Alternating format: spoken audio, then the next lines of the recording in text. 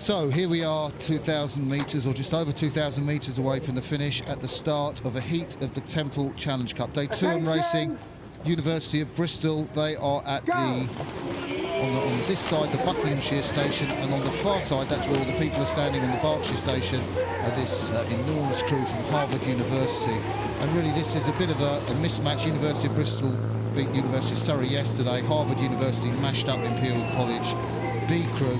And this is one fantastic outfit from Harvard, and we'll talk about them as we go down the course.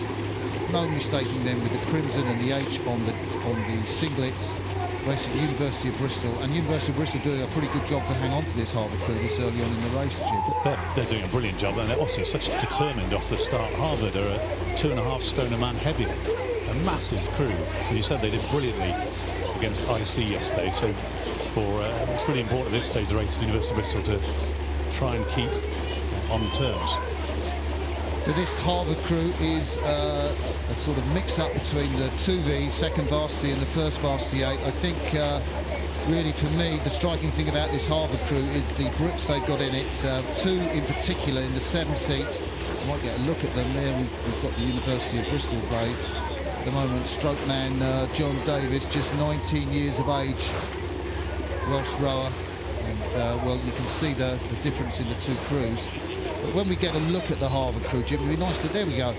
Well, stroke David Fleming. Behind him, Calvin Tsazi rode 5 in that St Paul's 8 last year, which set that record time. And Darry de Graaf, the smaller lad in the 6 seat, he is such a great rower, Darry de Graaf. I mean, he made the 1v8 this year, I think, for Harvard.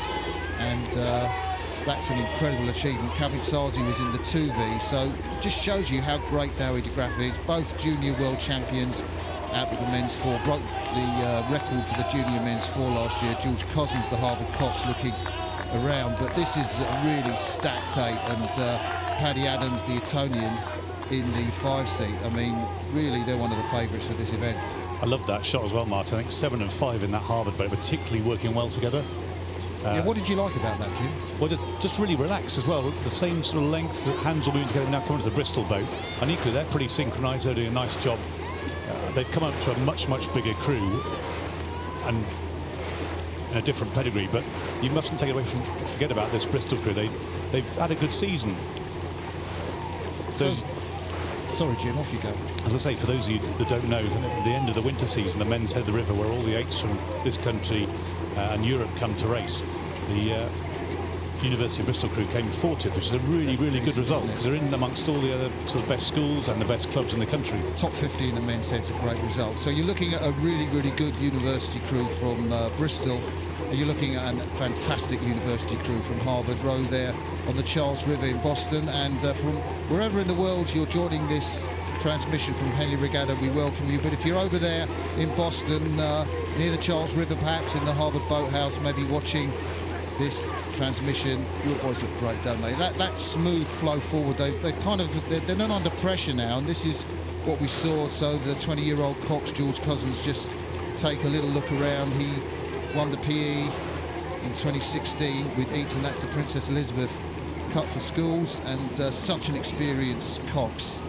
And he's just calling them through their paces. They've done the race now pretty much, and this is just a steady paddle for them in the second half of the race. And the winner for this will go on to race Purdue or Neerhouse, and that's going to be a real matchup. I suspect it will be Neerhouse. That's going to be a real matchup between... That's going to be one of the races of the day tomorrow on Friday. It will be, well, assuming they get through, and assuming that Neerhouse get through against Purdue, we'll see that race later on this afternoon. That is going to be one hell of a matchup. You can see one of the signal posts to the right of the screen. It says 3/4 mile on the top. There are a group of signals along the course, how we know where the crews are down it. And you can see the number 1 indicates when the first crew passes, and then number 2 goes up when the City of Bristol go through. So Harvard have built up a lead of, well over 5 lengths at the moment. The fact that 2 isn't even showing goes to the nature of the lead. And this shot is just brilliant. Not only is it amazing at the course, but you see the domination of this Harvard crew in this race. Yeah, I think I did see a time of 3:04 to the... It's not that quick. The record time's 2:53, I think, to the Forley marker in this event. And Harvard aren't going flat out. They're enjoying this as the second half of the race. Yeah, what do you reckon? They had a flat-out 500 metres off the start, go for the first 500, maybe go to the barrier and then just get into your cruise pace. Yeah. I mean, they would have known from the times yesterday. Harvard did 1:45 to the barrier, and the time for the University of Bristol was 1:51. So Harvard coaching team, led by Bill Manning, would have known really, well, these guys are going to have a lot in hand in this race.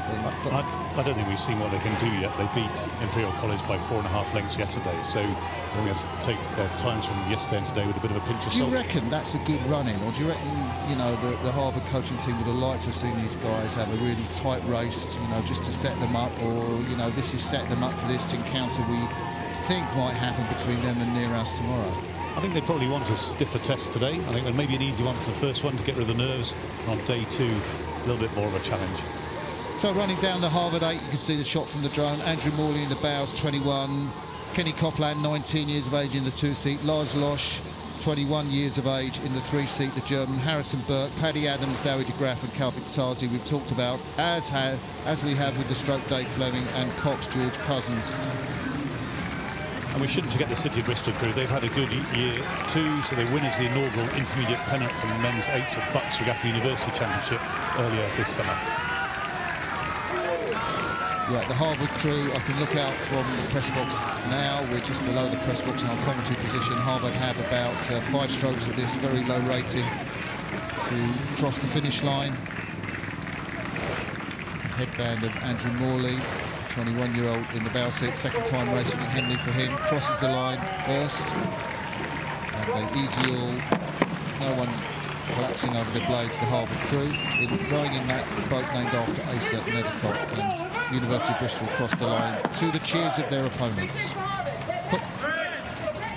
Confirmation of the result, Harvard University beat University of Bristol in a heat of the 10th.